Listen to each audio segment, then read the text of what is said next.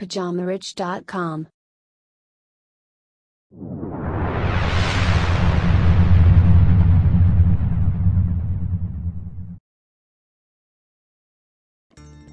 Bonjour à tous et bienvenue sur ce nouveau Richcast de Pyjama Rich TV. Alors aujourd'hui, je voulais t'expliquer comment se faire payer pour posséder une île privée. Ou plus précisément, on va parler du pouvoir de la volonté. Donc je vais te parler un peu du pouvoir de la volonté et de la créativité.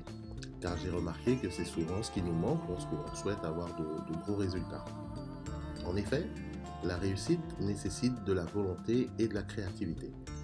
Je vais utiliser un exemple précis pour illustrer ce que je veux dire. Alors imagine que tu deviennes propriétaire d'une île déserte, d'une île paradisiaque. Et je te parle bien d'une île paradisiaque, pas d'une île à la con, genre au fin fond de la Bretagne, où il pleut, il y a que des cailloux. Alors que ferais-tu? Donc imagine que tu vas répondre que tu vas te prélasser sur la plage en buvant des cocktails à la noix de coco. Ah bravo, c'est fou comme tu as de la créativité. En effet, c'est ce que répondrait la majorité des gens. Mais lorsque tu es créatif et que tu as de la volonté, tu peux faire beaucoup mieux. Et si je te disais que tu peux te faire payer et gagner de l'argent pour être propriétaire de ton île déserte, ça te paraît fou? Et pourtant, c'est ce qu'a réussi à faire Richard Branson. Alors, qui est Richard Branson? C'est un entrepreneur anglais propriétaire du groupe Virgin. Donc, c'est eux qui ont Virgin Airlines, Virgin Atlantic, Virgin Media, etc. Je vais donc te raconter la petite histoire de comment il est devenu propriétaire de Necker Island lorsqu'il avait 28 ans. Alors il était déjà le fondateur de Virgin, mais il n'était pas encore aussi riche qu'aujourd'hui. Mais son rêve, c'était de posséder sa propre île. Donc un jour, il apprend que dans les îles Vierges britanniques, il y a quelques îles qui sont à vendre. Donc les îles Vierges britanniques, pour ceux qui ne savent pas, c'est dans les Caraïbes. Et vu qu'il a déjà une volonté de faire, il se rend donc sur place pour visiter des îles. Il en repère une qui lui plaît, c'est Necker Island. Le problème, c'est qu'elle est à vendre pour 6 millions de dollars. Et il ne les a pas à l'époque. Malgré tout, il fait une offre à 100 000 dollars, qui est refusée, bien évidemment. Néanmoins, un an après, le proprio de l'île le rappelle, car il a besoin de cash en urgence. Et il lui fait donc une contre-offre à 180 000 dollars. Richard Branson se retrouve donc propriétaire de son île qui valait 6 millions et qu'il a eu pour seulement 180 000 dollars. C'est ce que l'on appelle faire une bonne affaire. Et grâce à sa volonté et à sa détermination, il a réussi à réaliser un de ses rêves. Il aurait pu s'arrêter là et aller simplement profiter de son île, construire un petit cabanon dessus, etc. Mais non, parce que lui il est créatif. Et surtout il a le sens du business et de la création de richesses. Pour rien d'ailleurs qu'il fait partie des hommes les plus riches de la planète. Il savait bien qu'une île, ça coûte très cher à maintenir et à rénover. Donc même s'il l'a eu à bon prix, il fallait tout de même la rendre viable et la rénover. Il investit donc 10 millions de dollars pour mettre son île en bon état en la transformant en resort de luxe. Car oui, entre-temps, il était devenu beaucoup plus riche. Et le résultat, c'est que maintenant, son île se loue pour en moyenne 50 000 dollars la nuit.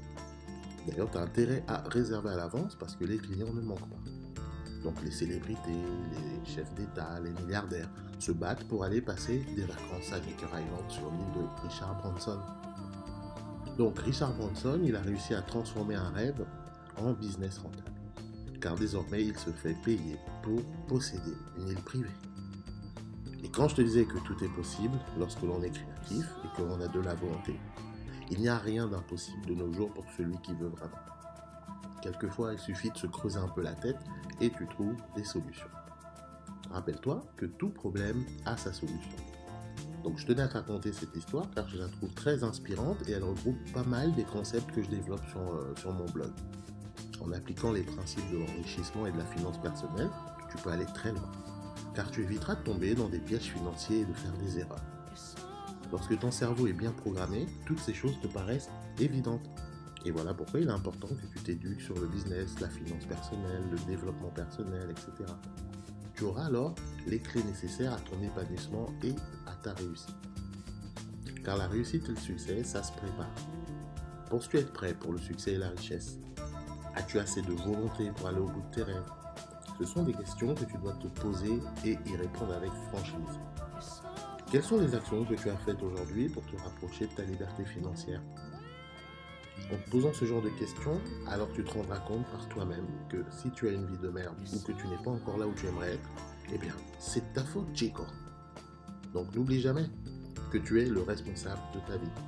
Les excuses, nous en avons tous. Mais ce qui compte, c'est qu'est-ce que tu vas faire après avoir fait le constat sur ta vie. Mais ça, nous en parlerons un autre jour, car c'est tout pour le moment. Donc en tout cas, j'espère que cette petite vidéo t'aura plu et que le sujet t'aura inspiré. Si c'est le cas, comme toujours, tu me laisses un petit pouce bleu juste en dessous. Pour ceux qui ne sont pas encore abonnés, je t'invite à t'abonner dès maintenant sur la chaîne Pyjama Riche TV. Tu cliques sur le bouton s'abonner, tu cliques aussi sur la petite clochette pour activer les notifications, comme ça tu seras prévenu dès qu'il y aura du nouveau contenu. En tout cas, on se donne rendez-vous au prochain Richcast. Entre temps, prends bien soin de toi, bon courage, allez, salut!